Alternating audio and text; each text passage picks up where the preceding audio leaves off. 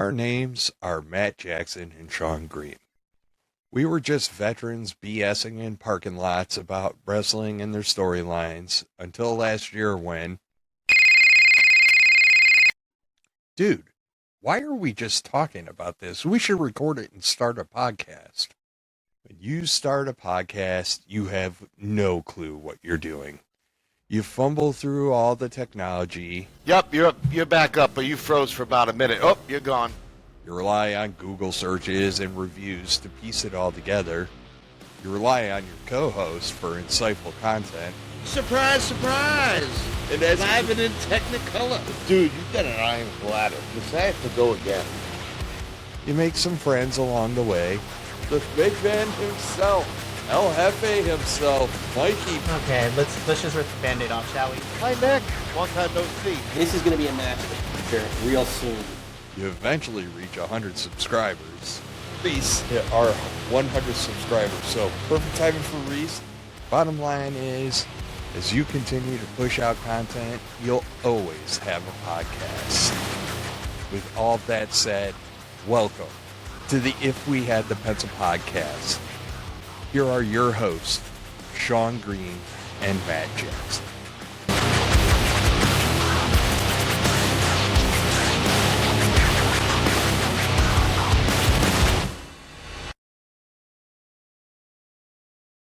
Hey, hey. What is up? We are live, and we are live. All right, folks, so I know... For those of you who've been wondering where we've been the last 2 weeks, we are still alive.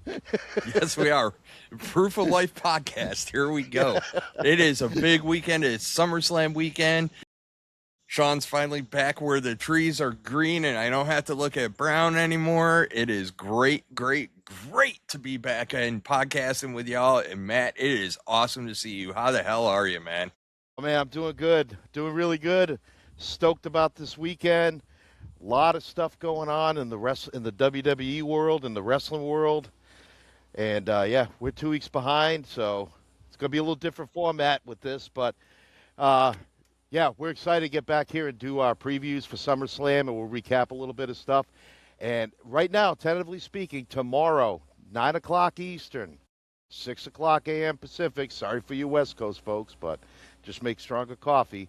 We'll do our Night 1 recap, and then we'll do our Night 2 preview. So feel free to join the party. So, again, tomorrow morning, 9 Eastern, 6 Central. Give it a take a few minutes. Yeah, most definitely. It's been a great build to SummerSlam. There's a lot to like, a lot to not like. Last night on SmackDown, if you guys see me flailing my hands for whatever reason, there's one you had like hornet a drone flying around. It looked like a drone. Probably is. A little micro drone. Yeah. But no, so here's what we're going to do, folks. So we're just going to dive right into Night 1 tonight. We're going to talk about some of the backstory. We'll probably hit on some things that have been going on. But honestly, we're at the big event. It's another reset period for us. So, like, you know, you get up to WrestleMania, and then everything after Mania is kind of its own little season. Guess what? It's the same for SummerSlam. At least this year, it feels like it's different. So we got a pretty big SummerSlam, so we're just going to dive all in. Hey, let's give a shout-out real quick to Dave LaGreca at Busted Open for now becoming WWE Radio on SiriusXM. So the hard work has paid off for Mr. LaGreca and group, so congrats to him. Also, as everybody knows, we're all main roster, but I happened on YouTube to catch the Grayson Waller shoot. Work shoot. I saw pieces of it. That's not a pipe bomb. That's a work shoot. It was excellent. I liked it. It was probably the best work shoot I've seen probably since Paul Heyman went off on Vince McMahon on SmackDown a few years ago, where he just ripped Vince McMahon a new asshole, like, on TV. It's not a pipe bomb, folks. That's a work shoot. They like to throw sexy words, but I thought it was great. I'm like, where was that the last 2 years on main roster? So I think he was hand-tied with what he was given. Some bad gimmicks, New Day, and the Austin Theory thing didn't work out, but I'm telling you, he reworks himself in NXT. he'll be back on that main roster quicker than you think. I believe. I think that there's some validity in they are starting to let some of these, I don't want to say newer, so like we'll call them the younger iteration. So you have your rookie class, which is like your Obafemi's, Trick Williams, whatnot. Then you have that tier that's been around a minute, but they're still on the younger side, like your Grayson Wallers and stuff like that. And when I say younger, I'm not talking age. I'm just talking time, main roster time, stuff like that. And it was nice to see him kind of be him a little bit, even though, like you said, we're main roster only, but he's a main roster guy. So like, I didn't see it live, but I at least got to see the clips, and it was pretty awesome. And then, there's a lot of stuff going on. Like, we were talking about it in the chat last night. This whole 36,000 people at SummerSlam is shit. I don't know how else to explain that one. They dropped that number last night, and I was like, woof. But at that point, you could have had it at Target Field, and it would have looked more full with a Twins play. And you and I talked about this last night, and I know they did the $25 special. And Kevin, who's listening, who will be at the show this weekend, he's in the gold tier package because he's taking his kid, which is awesome. My thing is, if you're going to sell tickets so high and only get 35,000, you're kind of shooting yourself in the foot, because if you could bring the ticket prices down and put 60, 70,000 in there, you might make the same at the gate, but you're going to make probably twice as much on your merchandise and concessions, plus hotels and all that. It benefits the company. It benefits the city. They're shooting themselves in the foot by taking – I don't want to see a stadium where half of it is not even used. Fixed camera is going to be almost empty on the fixed camera side. Everything else, for TV it'll look good, but if you're a fan there and you're sitting where the camera's on you, you're going to be looking across. You're going to see a lot of topped off sections. I don't think it'll look visually good for those that are there. I know they'll make it work for TV, but I don't know. It wasn't long ago, and I think it was pre-COVID, that if they had a stadium show, that stuff would sell out. No question, no doubt about it. Not even a worry if it was going to sell out. You might have slow ticket sales, but then it would always bounce up and they'd sell out. I mean, hell, they had 100,000 in Texas for WrestleMania. 2 nights in a row. Yeah. Well, I think this is a little lack of understanding on TKO's part of and the economy is struggling too. Everything's more so. With that, you think that they were like, okay, people are struggling.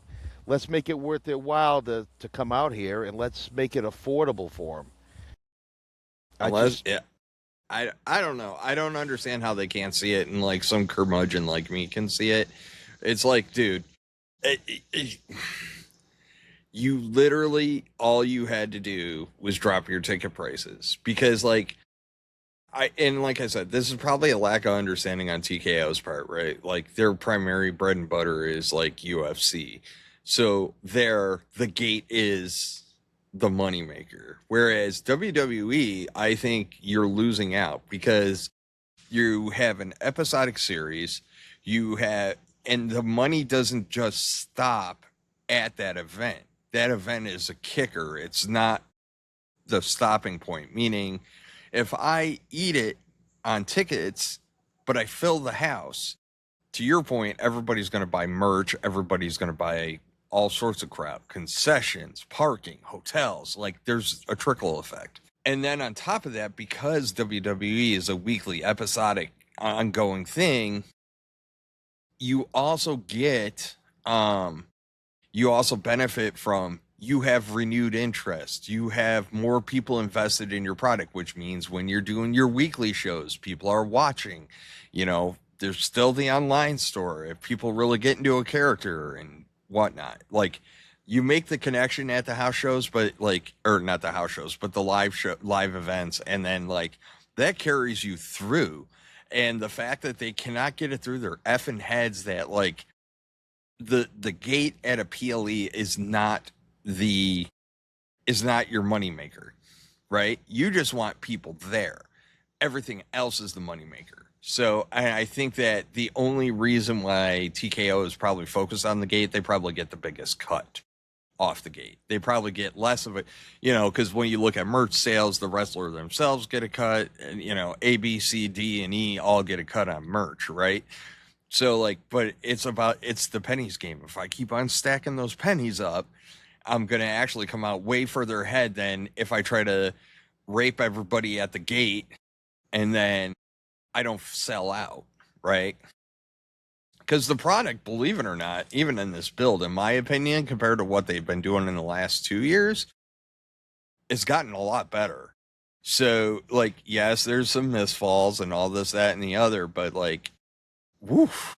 But you know what? We're not here to talk about Gate. We are here to talk about SummerSlam. So, Matt, let's just get into it. So, and by the way, just to let you know, the public chat is open. We got Mikey is on there, and one of my old soldiers, Kevin, who's going to be there tonight and tomorrow. So, please, if you're watching and join us on the live chat, we'll be live responding as well.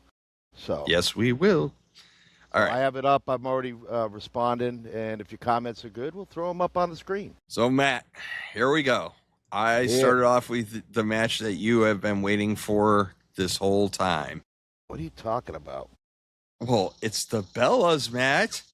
Your favorites. So, Fatal Influence versus the Bellas and Paige. I'm going to go with Nikki Brie and Paige on this because Fatal Influence, they just won the titles. If you want to keep this feud going, I think Nikki Brie and Paige sneak one out here. But I think it's more about, I think you're going to see a feud between JC Jane and Paige down the line. And I think you're going to see the Bellas reunite as a tag team. And that's going to allow Paige to work on her solo stuff, which I think it's time now for her to be a solo act. So we're going to start off right out of the gate. I am going to take Fatal Influence here. I think this is an establishment moment for Fatal Influence to give them more gravitas, if you will. Obviously, they had the tag titles already, but I have a feeling they are ready to strap a rocket to that group, rightfully so, by the way. And I think that, kind of it's the whole Obafemi debate, right? People had a lot of conversations and a lot of heartache because Obafemi forwent his title shot that he earned with King of the Ring and went for Brock Lesnar. Whereas, what people didn't understand was he will forever be Obafemi, the guy that won King of the Ring. And I think this is one of those Fatal Influence who beat a bunch of Hall of Famers and, whatnot. That's a big feather in their cap. So it's about building legitimacy. One thing that always rings true in my head, I've heard it a million times before, which is if you bury your opponent, then you get no credit for it, right? You winning doesn't mean squat. So I think in this case, it works the other way. Whereas if they beat them, it's going to add a feather to their cap. I don't think I'll be honest with you. There's not much notable in this build at all to really talk about. It just kind of happened. So as I get attacked by the Hornet of Excellence. Well, I also picked Nikki Brie and Paige because when we get further in the card, there's a match I picked because I think this is your happy moment, one of them. So I think Nikki Brie and Paige go over, but I think Fatal Influence still looks good. I think it's just to give maybe a further title shot to the Bellas and maybe Fatal Influence, because I really like Fatal Influence a lot. I enjoy watching them. I like their characters. They got their crap wired tight. They do, but I also think here that if they lose at SummerSlam, I don't think it's going to hurt them. But I do agree with you that if they go over, it kind of cements them as it's kind of like a launching pad for them to have a big win like this. But there's no titles on the line. It's just kind of a 6-person tag. I don't know. We'll see. This is a one I'm really. I didn't wake up this morning going, I can't wait for Fatal Influence and the Bellas and Paige. It does nothing for me. The only caveat I'll have to that match is that my gut is saying Nikki is gonna turn on Brie. So somewhere in there, Nikki's gonna offshoot. Didn't they do this before years ago? Didn't they turn out? Was it? Shit if I know. One of them turned on the other. Who knows? They look alike. Can't tell. Forget names. Well, when will then be now? Soon. So I got TBI. Damn it, I can't remember. alrighty, Matt. Perfect segue. Yes. When will it be over? So Bloodline members. Jesus will come back before this is over. I am so over the Bloodline thing. Jimmy, Jay, Jacob against Solo Sikoa, who's just on a tear right now. LA Knight, who's also on a tear right now. And Royce Keys, who's just up and coming, man. Like this match and right benefiting now. from all of this. I think this is really about elevating Keys and putting them on this big platform. I think so. I think the big payoff is going to be Keys, Jacob, eventually. Absolutely. I've called Solo's been the best thing on TV the last couple weeks. That dude's killing it. And this ties into what we were talking about earlier with Grayson Waller, right? Like, you let people play their strengths. Solo as a face, as Solo being Solo, is my favorite version of Solo. So there was hints early on, even when he was on the heel side, that, like, after the whole Bloodline thing ended and he was kind of in charge of it or whatever. And, like, the Solo that we saw where he gets a little quirky, a little funny. He's got that, the scary part out of all that is, at the end of the day, Solo might end up being one of the biggest stars they have. Like, his recent work has me getting, like, Solo's getting in that big boy territory real quick. There's a lot of Rock influence, too. Yes. But it's natural for him. But it hasn't come out until the last couple weeks where we're really seeing, like, the mannerisms, the way, he's just... Yeah, I noticed it. That smart-ass, cocky persona that Solo has, it's great. And I heard that they were initially saying this was just going to be a short-term face run, but I think they're going to stick with it. I think that money this to be made with a face Solo, I think. No, face Solo is the best Solo. And it's, especially because I don't know what the hell the Bloodline are. And we've talked about this in past podcasts, and I still feel the same way. Like, I can't call them tweeners because, like, a tweener kind of teeters on the line. These dudes are on a full-bore seesaw. Like, we're popular. We're bad guys. We're popular. We're bad guys. And it's like, I don't know what the hell they are. And it really takes away from this, and it's hard for them not to come across as just, like, recycled Bloodline 2.3 or whatever, right? Like, I'm not buying. None of it makes sense to me, right? Like, Jimmy and Jay are just, like, throwing ones in the air like it's the grand old times and blah, blah, blah. It's like, y'all got out of that life for a reason and you just ran. It, like, they didn't even hesitantly run back into it. They just went full steam ahead, like full send, like, whoop, we're right back in it. But you know what? I don't see the fan reaction. You're starting to see a more mixed reaction. You're hearing a lot more boos, and not so much with Roman, but with these three, they're kind of getting more of a heel reaction. Roman, he's just the cult leader. They're just going to blindly worship him and offer their children and their money just to, worship Roman. But the Reverend LA Knight, who's been preaching the truth the last few weeks on TV as well. I agree with you, Mikey. I'm rooting for Solo Royce in LA, but if they're gonna beat us over the head with the Bloodline, I really think the Bloodline's going over today. Or tonight. I'm taking the faces, and I'll take the prop bet that Royce Keys gets the pin. It won't be on Jacob, but Royce Keys is going to come out of this with. Wow, we're like, that's 2 for 2 where we have different picks. Yeah, I think that this is going to be one of those good news stories because I think you need Solo to have a one up on the Bloodline so he can continue to poke and prod them, right? And then this is, if you stop and think about it for a second, like, Bloodline losing while Roman's still kind of holding down the fort, blah, blah, blah. Like, that's good. That's good for business because with them kind of taking the L, now he can kind of revert back into berate them, hate them. Yeah, but Roman.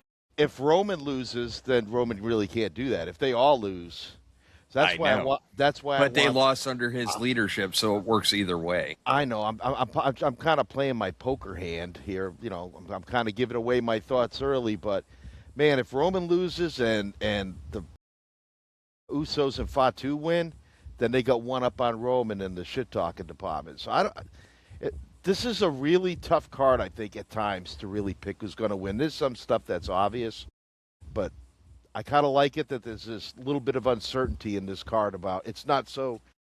I mean, we used to talk about PLEs back in the day, and it was like everything was like cut and dry, like you knew it was going to happen. Here, at least in most matches, is like, okay, this could happen or this could happen. You could pitch it either way, but like. I do. I think I think this is going to be fun. I think it's going to be wild. I think, this is definitely going to get the fans out of their seats. I'm going to pick the Usos and Fatu. This storyline is going to go on, but I think you're going to see some things in the match that are going to build for future angles within these 6. I think Usos and Fatu, if they win, is just lazy booking. It's the ho-hum booking where we just keep on going back. Like, whatever, dude. Like, and will the Usos and Fatu get along? Yeah, they will, because Fatu is the good soldier in the whole group. Like, he's just living up to his commitments. So he's doing what Roman tells him. He doesn't work for them, but Roman tells him to go do this, he does it. So, and then a loose tie-in to this, especially on the solo front. Last night, Tala and I forget the other one's name because I suck at this. Tama's the tall one. Tom is built like the Taka truck. So have some new guidance, man. Freaking Haku coming out and providing guidance to those two. So I'm real interested to see how that all ties into this a little bit. I popped big for that when he was backstage, and then when he came out, as soon as I saw him, I was like, "Woo!" And when he came out, I like that they brought him to the ring. Because if you just saw him in backstage, like, oh, he did a backstage vignette, but he's not really here. And then not 45 minutes later, there's Haku in the WWE ring, and I'm like, oh, shit. Like, they're going legit with this. So if he's one of the elders, do we see a Rikishi or some of these other is this like the quintessential, like, is this truly the end chapter? Is this like Samoans, unite, like their Avengers moment where it's just going to be all the Samoans? Or is it going to be Apocalypse Now where they just get bombed and Roman goes down in flames? I had to acknowledge that because that was probably the biggest thing I popped for last night. Like, we all did on the group chat last night, man. We were like, holy, like freaking Haku, like. Yeah, it was big. All right, man. Oh boy. This one is one I have been waiting to see. I am excited for this one. Gunther and Nick freaking Aldis. Your GM and mine, Nick Aldis. Bro, this build has been very well done. It has. Last night we got a little bit of the feel for Nick Aldis, right? Like, he put on the Texas Cloverleaf a little bit, not very long, but just something out there, like a little tidbit of his arsenal so that you kind of understood that this isn't like Joe Schleppy and Gunther, right? Like there's a legitimate threat to Gunther. This ain't Jelly Roll, No, and that's the point, right? Like this isn't Jelly Roll out there. This isn't Travis Scott, like insert celebrity here. This is legit shit. And as a Gunther guy, I've been kind of hard on Gunther lately. Last night, I liked the Gunther I saw last night. Like when he obliterated Sami and Finn, just destroyed them. And these are your two guys fighting for the number one contender for the world title, and Gunther destroys them not once but twice. Like it was great, and then it got, and Aldis came out, and the focus was back on Aldis and Gunther. I liked Gunther last night. Like, okay, like let him be a bully. Let him go back to this. Like, don't let him be the whining crybaby. I'm going to get my lawyer thing. like, okay, I don't like how things are going. I'm just going to beat everybody up until I get what I want. Cool. That's a fair assessment, except that I know I was dipping my toe in this in the chat last night, which is I have serious concerns about where you go either way that this match falls. Meaning, if Nick Aldis wins, well, now he's got one up on Gunther. So, like, you know, can Gunther, you know, do we just have Gunther as the disruptor that's still trying to make, you know, or does this just give Nick a little bit of control over Gunther where Gunther isn't, you know, right now in the Pridal hierarchy, Gunther's above Nick Aldis, so to speak. So Aldis winning does that. Or if Aldis loses, well, now Gunther feels entitled to run roughshod all over the GM for your show. So does that mean Aldis stays with SmackDown, or does he have to go to Raw so he's not next to Gunther? I don't know. I cannot figure out the dynamic when you're coming out for this. This is the big one, man. So I kind of want to see Aldis get one over. Because as much as I like Gunther, I think Gunther, like we talked about him getting losses. Is this a bad loss for Gunther? Because we talked about him losing to Jay, him losing to Sami, Cody, and all that. But man, this is a former NWA World Champion, like a legit, like top-notch wrestler. And I think for the story, I think it'd be better if Aldis goes over Gunther. If Gunther wins, I think it is better. What does Gunther learn if he beats up Aldis? He learns nothing. And that's the thing. And then it could do one or two things with Aldis. It neuters him, so like everybody just laughs at him because like, yeah, you're the guy who got your ass kicked by Gunther.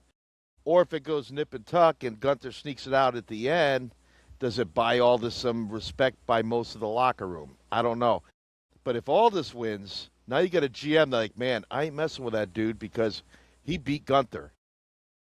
I think that is why it's so important to figure out where you go from here. Like, this is one of those matches where you have to figure out the next step, and this is not like a blow-off match. There's a lot to carry here because you bring up a very legitimate point, right? Like, Aldis loses, it kind of deballs him in front of the entire locker room. So even though it is Gunther, it still does that. And then you're right. I mean, Gunther needs some good losses, and I think if Aldis beats Gunther, that allows Aldis to kind of come back as GM and start putting Gunther in shit matches. Like, just making Gunther's life a little bit miserable. You know what I mean? You know, and anytime Gunther tries to say something, you're like, bro, I beat you. I don't know what to tell you. Sorry, sucks to suck, you know? So it'll be interesting to see. But, you know, to your point earlier, too, a lot of this card is really hard to, like, predict and call and figure out and everything else. So, well, earlier this week I had Gunther winning. Like, it actually with Mikey's poll for the match card for his watch-along, which is tonight and tomorrow as well. So BC WrestlePod is going to do the watch-along, so I'll be jumping on that. I don't know if Sean is going to jump on that. I may. think we definitely. I'm going to attempt to. Yeah, we definitely got to do it for the women's ladder match, just so we can all jump in glee when Chelsea Green wins the interim world title. But anyway, that's tomorrow. We're not talking about that today. Yeah. True. So I just had to talk about some Chelsea a little bit. So I originally had picked Gunther. So Mikey, if you're still listening, I'd like to change my pick from Gunther to Aldis. I've had a 11th hour change. I just think it makes sense for Aldis to go over. Do you agree, or who you got picked? Who do you think? I'm taking Aldis. I think there's more upside in Aldis winning, and that's why I said, like, an Aldis loss doesn't really. The worst part about an Aldis loss to Gunther is that Gunther that you do not like gets more power, right? He gets more leverage over the GM. So I feel like it's better that Aldis goes over. Aldis has been doing great work. You throw him a bone here. You let Aldis go over, and then the storyline will continue on SmackDown, but Aldis has leverage, right? I think it's just too important for that to go. By the way, if you get a chance after the podcast, go on YouTube and watch Chris Van Fillet, whatever his name is. He interviews Nick Aldis about this, and Nick gets quite emotional. It's a great interview. Like, I think this could be your night one sleeper, man. This could steal night one. Well, I think it can be, because those of us that haven't really watched Nick Aldis wrestle will go in with some pretty low expectations, and then on top of that, like, we don't know what to expect, so you're not really hyping up this match. But then there's a match on the female side that we're gonna hype. Io Sky and Liv Morgan for the women's title. Bro, I don't know. I don't know what to pick here. I'm just like, whew, this match is going to be interesting. But we haven't seen Liv wrestle in, like, eternity, honestly. She's held the title over 100 days, hasn't defended it yet. I got nothing, man. I don't know why they do that shit, but... Thank you, Kevin, first-time watcher. So, yeah, I was stationed with Kevin at Fort Bragg from, well, he was there 14, what did he say, 11 to 14? We were there together, same unit for a couple of years. Good dude. This has been a pretty decent build, though. Like, it's been an okay build. Like, this was less is more, just enough kind of stuff, and like cutesy stuff too, like her EO coming out, you know, on Danhausen's car the other week and all this other crap. It's, you know, I don't want to talk too much about Danhausen because he's obviously night two, but Danhausen has a place, and like him bringing out EO, his character as a wrestler and his feuds is not necessarily what's important. It's what he is your tour guide through some of this stuff. You know what I mean? He has stuff out there that he's doing, but like there's been little moments where he's been kind of the tour guide to bring you into bigger pictures stuff. And yeah, so that's kind of all I'm going to say about Danhausen. But yeah, I agree. EO needs the win here bigger than Liv.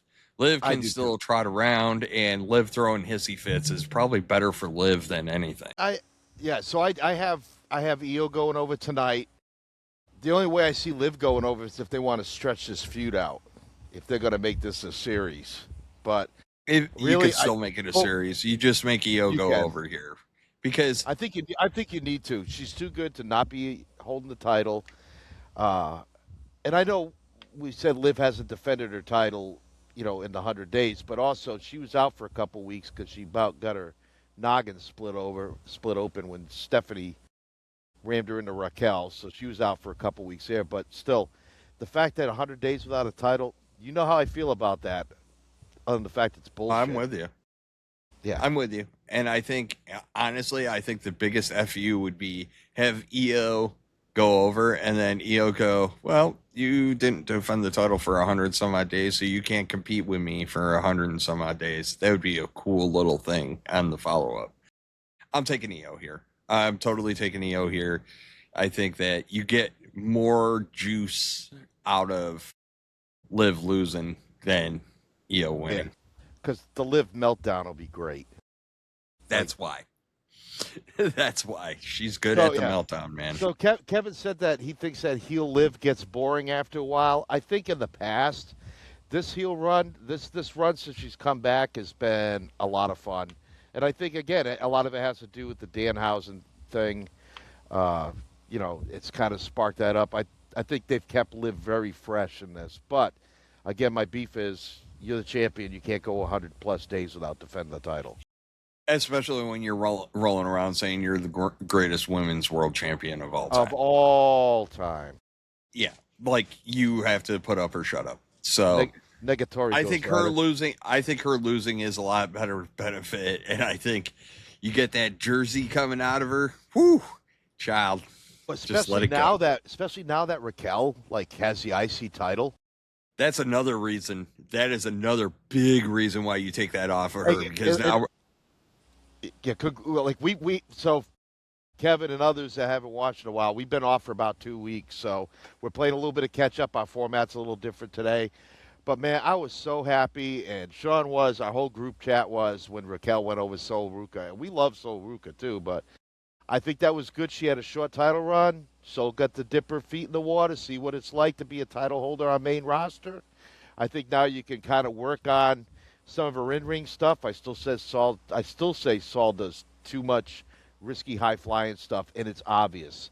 I think she needs to get with a coach and a trainer and really work on how can you make your big spots mean more. You don't have to do your flippity-flop stuff every 20 seconds. Like, build up with good, solid wrestling, and so when you do hit your soul stature or some other crazy flippity-floppity thing, it means so much more. It's like watching kids playing in the bounce house, you know? No, it is, and it's a good point, but I think, the Raquel going out. She's worked her ass off, man. She deserves it. She's done everything that company has asked her to do. And saying this I've about never heard anybody complain about her. Like, you don't see any crap on social media about her being difficult. Like, it seems like she's a good, true player, and I think she got rewarded. So I hope they give Raquel, a good run with the IC title. Like, don't make it a 2-month thing. Like, let Raquel have a decent title reign and let her have that opportunity to run with the title and see what she can do with it.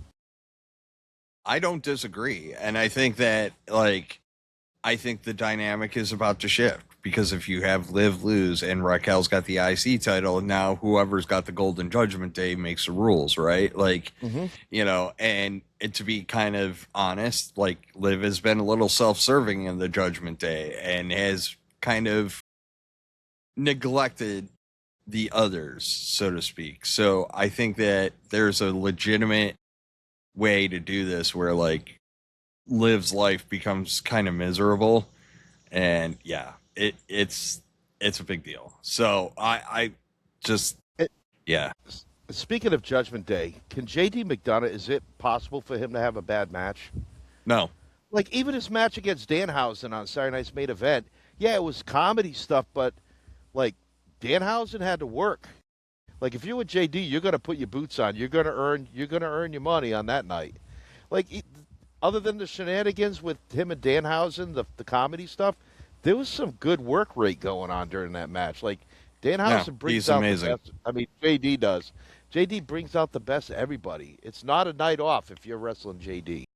No, he's amazing. He is amazing. And I actually, for the first time last night, watching him wrestle Ray Phoenix, I was sitting there legitimately going, how in the F are you not more prominent?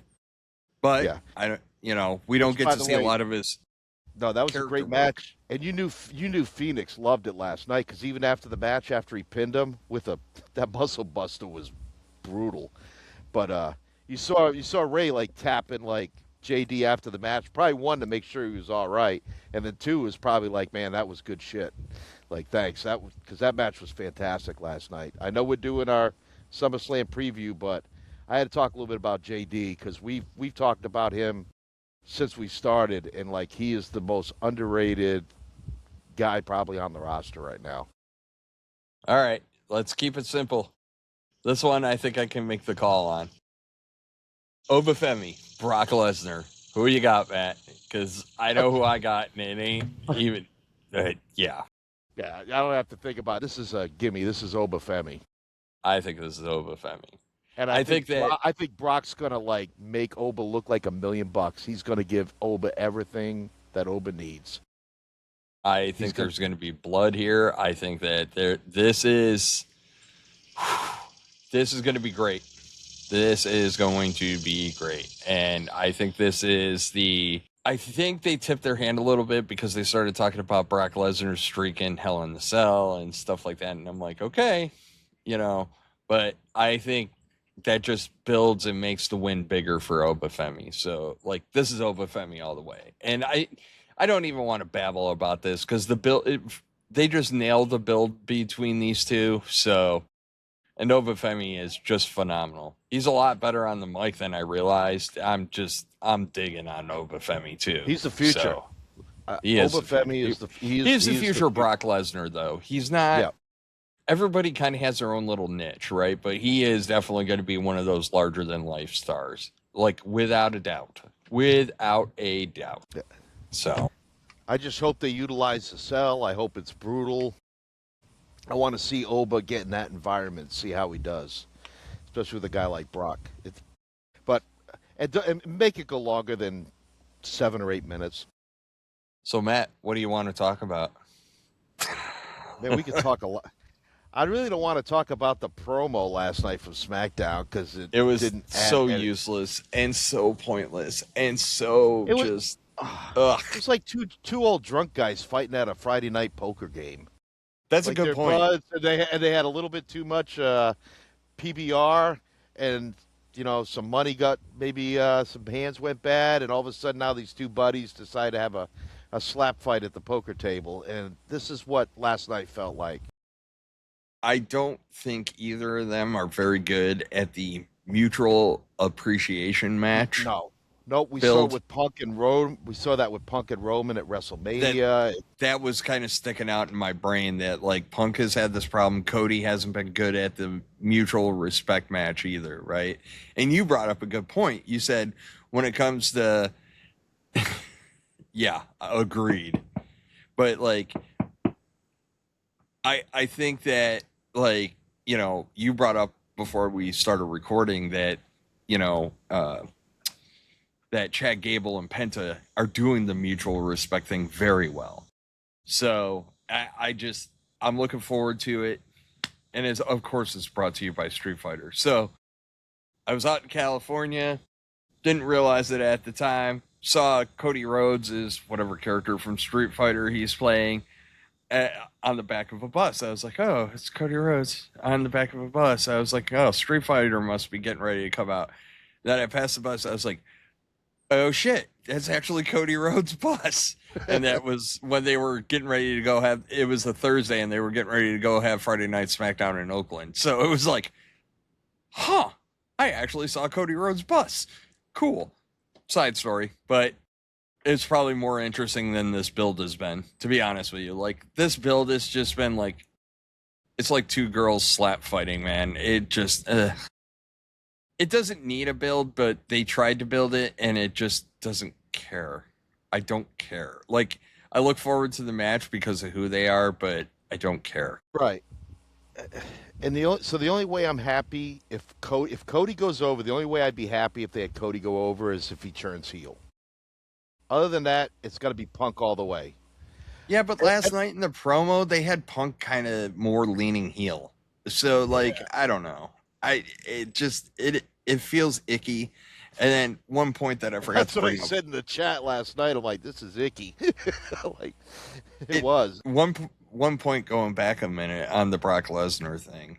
I was thinking about this. So we have two Minnesota stars going at it this weekend. So you have Chad Gable and you got Brock Lesnar. I don't think you're going to go 2 for 2, which is another reason why I think Obafemi is going over. I don't want to get ahead of my predictions for Sunday night, but I don't think you're going 2 for 2. And I think you're going to give Minnesota what they want. You're going to get, and say what you will, man. Like we talked about with Raquel and other stuff. One good thing in the Triple H era is you will eventually get rewarded at the right time. Not the right time that we think, but eventually you will get rewarded. We saw it with Chelsea Green. We've seen it now, we've seen it with Raquel now. And there's a handful of others out there that when you sit there in the doldrums of shit work, they're going to pay you off and they're going to give you something. And yeah, I mean, like now we've even seen Otis and Tozawa get a little bit of a nudge. At least they've been on TV a lot more. So, well, there's a little bit of story there, but the reality is that you're getting eventually in the bigger picture of WWE. There's a handful of things that always stick out in my mind since Triple H has taken over, and booking off to the side is the care that he takes for the actual talent. And he really does, right? Like, he does take care of talent. Like, you notice it with the scheduling. Like, holidays will be tape shows just so he can give his people time off. He's very good about, when you got people that are always the predominant, like, just in the trenches workers, Sami Zayn even, right? Like, the guy that's always there but, doesn't go over. He tends to reward them eventually, right? Like, even if it is just a small run. Why does R-Truth have tag titles right now? You know what I mean? Like, it's little stuff like that where you're paying off and you're getting a little bit, something, you know, it's not always going to be a title, but you always get something, Raquel, blah, blah, blah.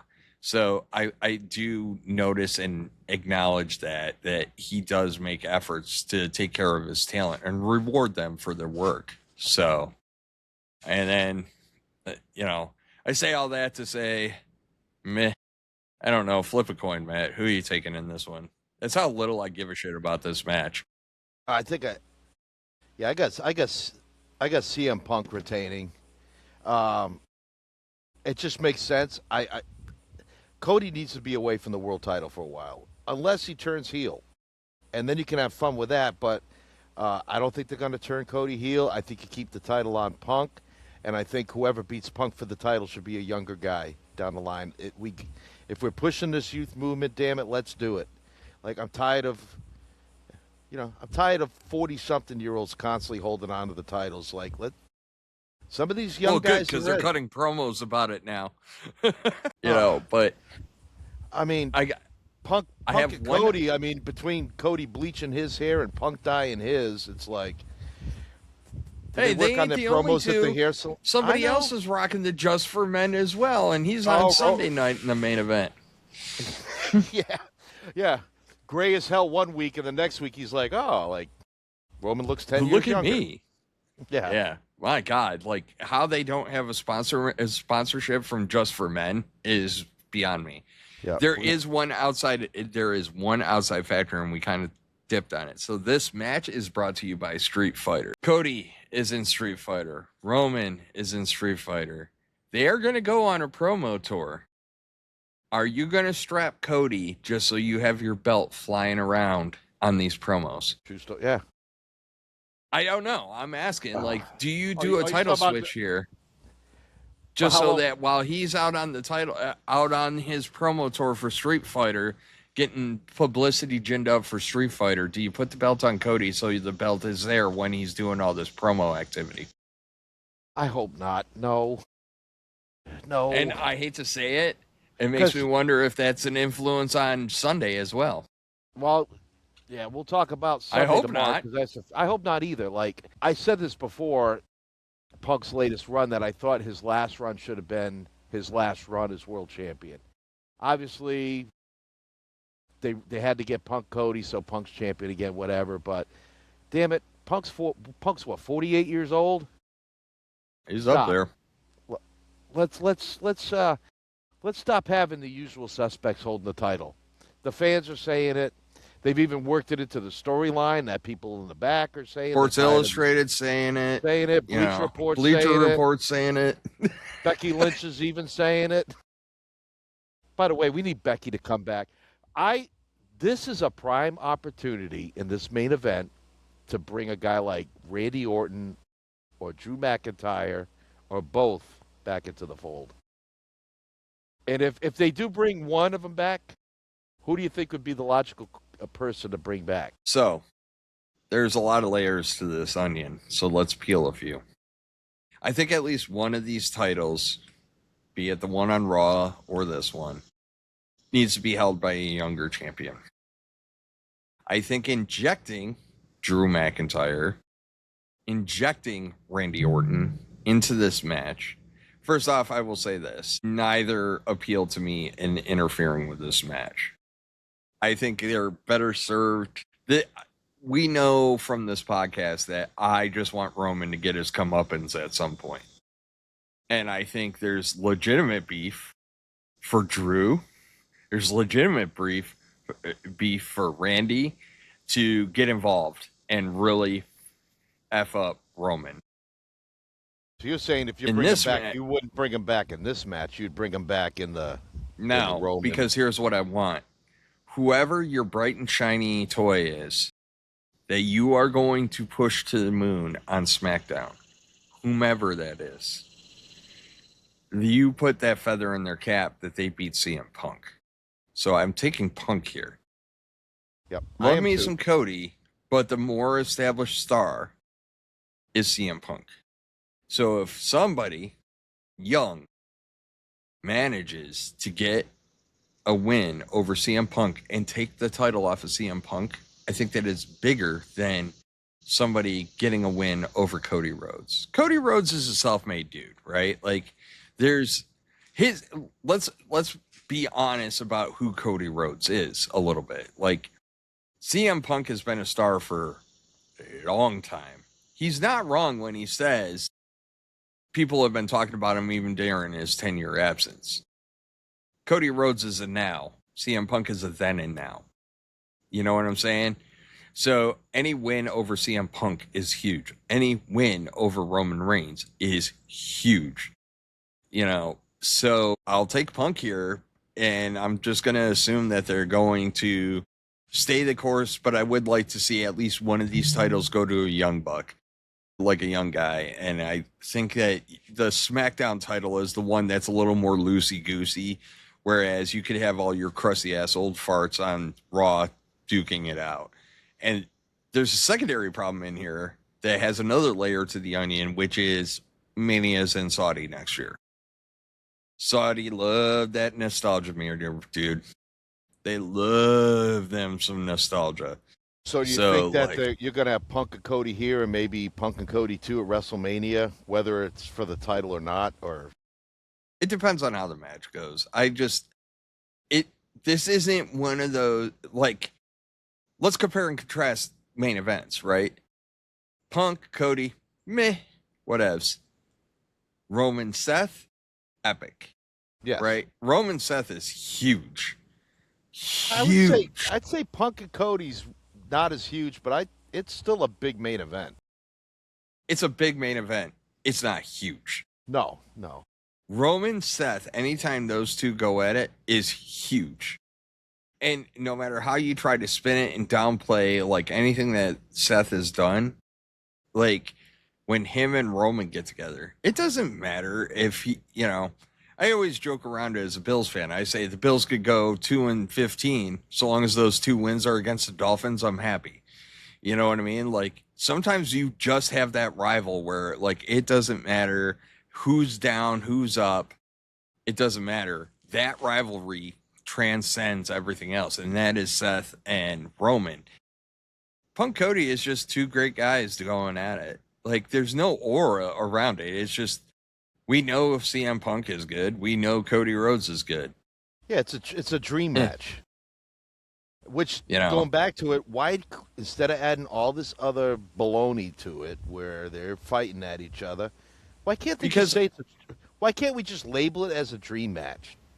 Because nuance is dead, and it's because nuance is dead, right? Like, there are times where you don't need to spell things in crayon for everybody, but WWE just feels the need. Like, we're gonna put it in Crayola, man. Like, I know, but if you just left out all this extra fixins and just let it be Punk versus Cody, and you think everybody's getting along, it's just, you know, a little bit of edgy because, you know, Cody's going for Punk's title and whatever, but for the most part, it can be cordial until the match happens, and then it becomes not cordial, and that's when you can have your big moment.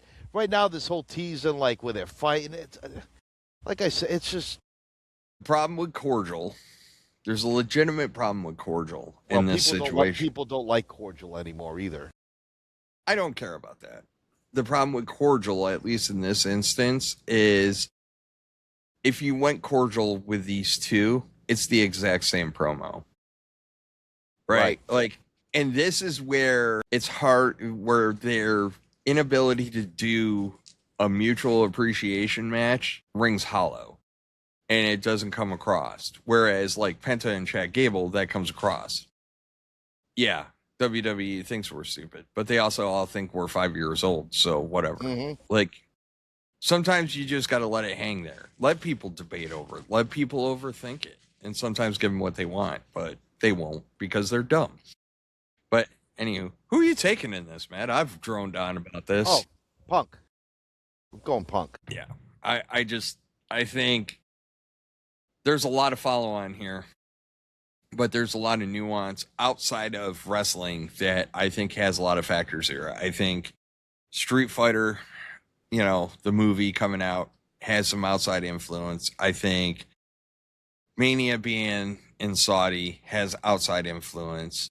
I think there's a lot here. And I think that, I think we're all staring at the poster, and pretty soon we're going to see it's a schooner.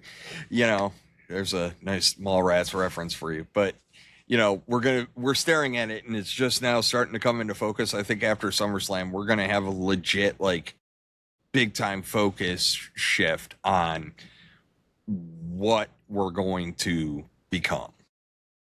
So I'm a little disappointed that none of the tag titles are defended this weekend.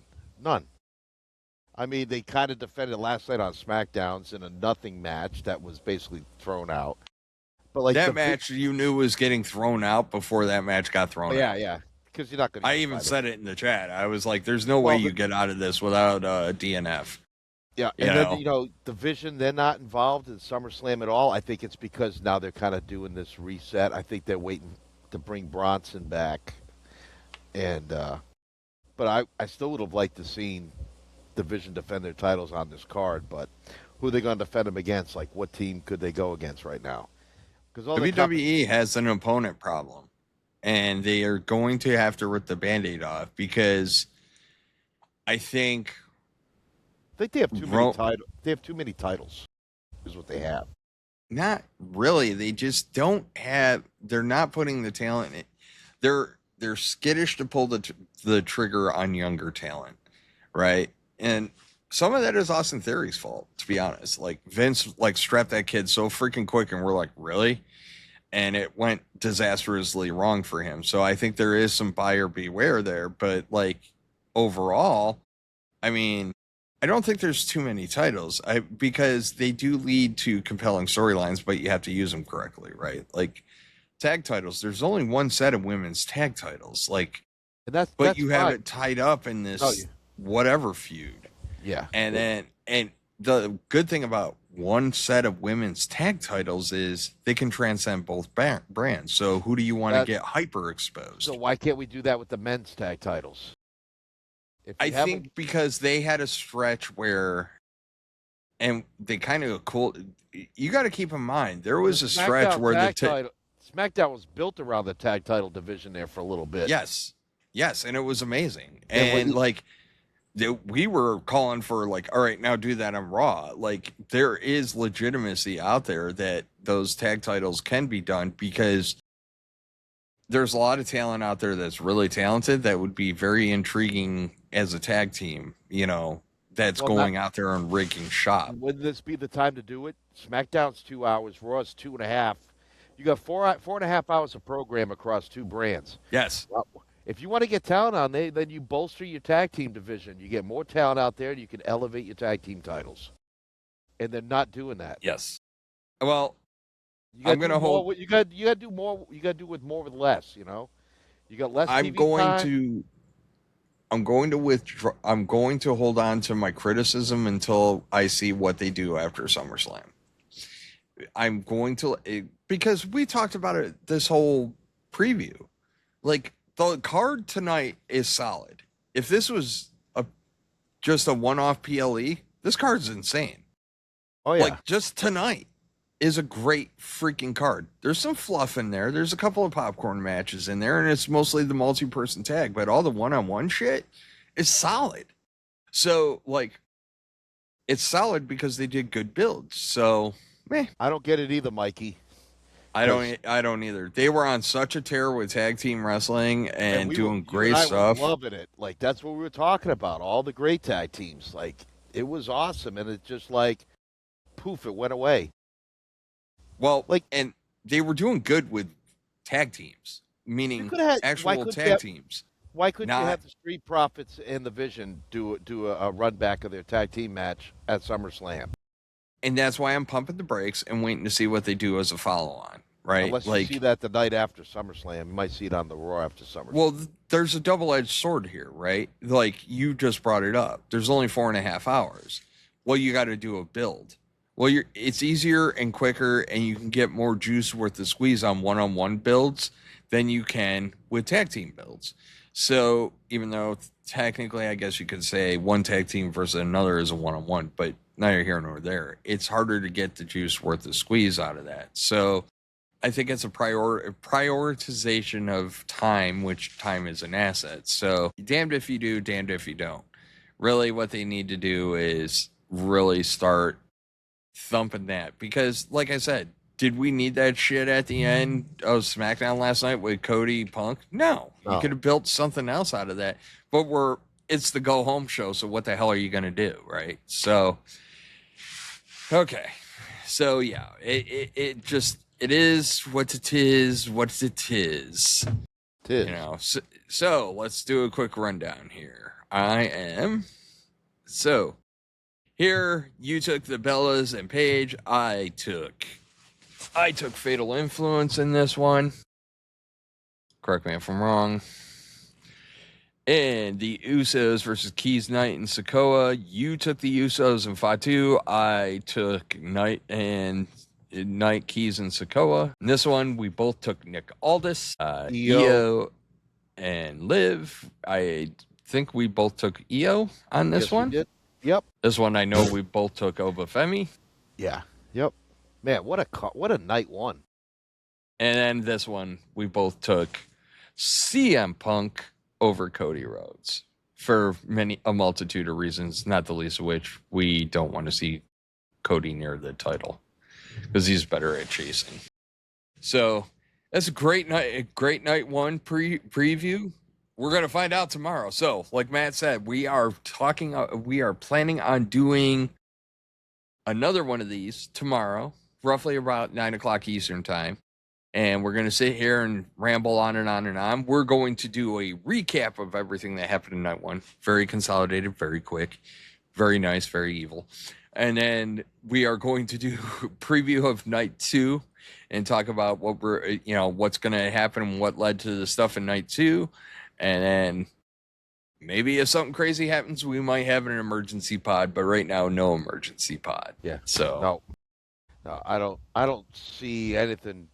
Unless something really, the main event would probably have to dictate whether or not we do an emergency pod tonight, and I don't see anything tonight happening unless WWE Creative decides to just take a giant shit on the wrestling fans and we get mad and have a meltdown. So, Kevin, if you're still listening, when has that ever happened? Roman Cody won. When has that ever happened? Yeah, I know. Mikey, you're a good dude. He's going to be up. He's in California. He's going to be up at 6 a.m. so he can get the night two picks. That's right, because he knows. He knows he knows. Mikey knows. Everybody knows. No. Sports Illustrated knows. Bleacher Report knows. Everybody knows that there is a secret staffer from WWE that dips into our freaking channel and steals all our ideas. So that's a fact. That's not a spoiler. That's a fact. As I throw out totally random WWE cliches. Yeah, so does that mean we're the only podcast with 180 subscribers that WWE's listening to? What a perfect place to steal stuff from. Yeah. We're so little, muy pequeño. I think that's right. Anyways, yeah, we really don't. We don't have a filter. So, Sean, you're getting called out. You didn't. Since somebody didn't do the form. Who was on an airplane all day, all night? Yeah, I'll get there. Get in line for the other 6 million things I got to catch up on. Yeah, no. I know. Then you got home, and then you had to pack up the rig and put the rig out at the campsite. It's like it never stops. Yeah, I know. And then this Friday, I think it's Friday. The rig goes up to New York, so it's like, cocaine. It's a hell of a drug. Yeah. No, I've been saying that this show could be like really sneaky good. This is a good card. That's a good card that we just ran through. So, like, I think it's interesting. I think it's going to be better than last year's SummerSlam for sure. I think on paper. Yeah, but remember last year's SummerSlam we had the great cage match between Solo and Jacob, where like they were almost afraid to touch the cage. It was terrible. It was in a cage, and nothing happened. Yeah, nothing. Like they didn't electrify the cage. You can use it. Yeah, so that's one thing I hope with Oba and Brock. And I wanted to say it earlier. Like I hope they utilize the cage. I hope they break the cage. They haven't broke the cage in a while. With those two guys, those two could break the cage. They need to break through the cage. I'm not saying to get on the top of the cage, but have a spot where someone gets speared or driven through it. Like Oba's got to go through hell to win. Like, Oba just can't dominate Brock. Brock's got to beat the brakes off of Oba. Oba's got to do his comeback to win, to do it right, but it should be brutal. I want to see how Oba can do in this type of match, because I've never seen Oba in kind of a gimmicky match. So now we're going to get to see how Oba can handle himself.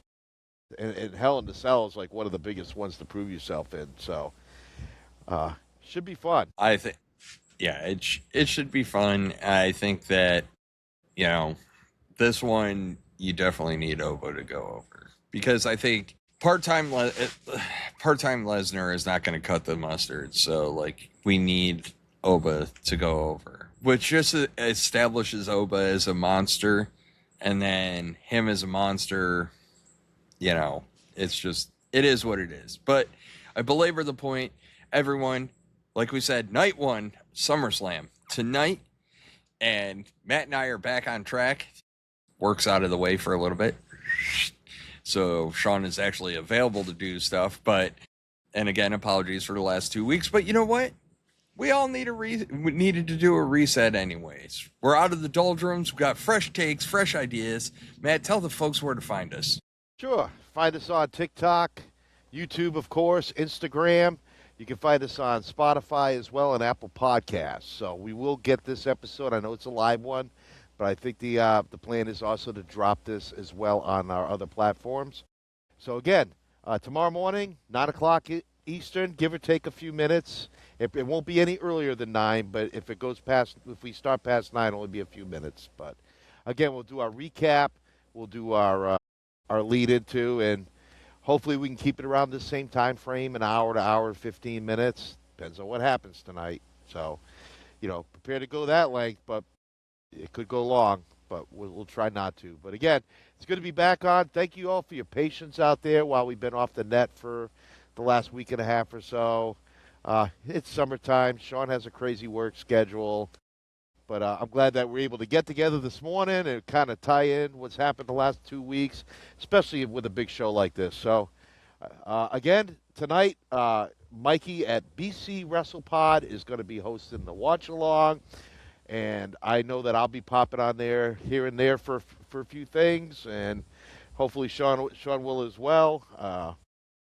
And so, yeah, definitely check out Mikey, and thanks to Mikey for that. And also, Nick isn't on here, but also another friend, Nick from Nick's Happy Hour.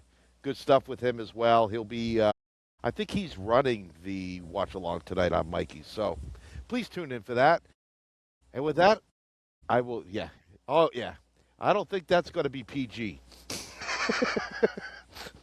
Hey, look, WWE set us up for failure because after last night and putting the match that Jade Cargill was involved in and Charlotte Flair on Sunday, we didn't get to talk about certain things that occurred last night. So we'll get into it tomorrow. But yeah, Yeah. start to polish up a certain song for everybody. I was going to say, definitely we'll, this is good because we got some material left over that we didn't talk about today. We could talk about tomorrow too. So. We have residual material. Oh, what a great band name. Anyways, folks, thanks for tuning in. We're going to cut this live off. We'll post it up on our podcast, but we love y'all. Have a great day. Enjoy night 1, SummerSlam. We're out. SummerSlam.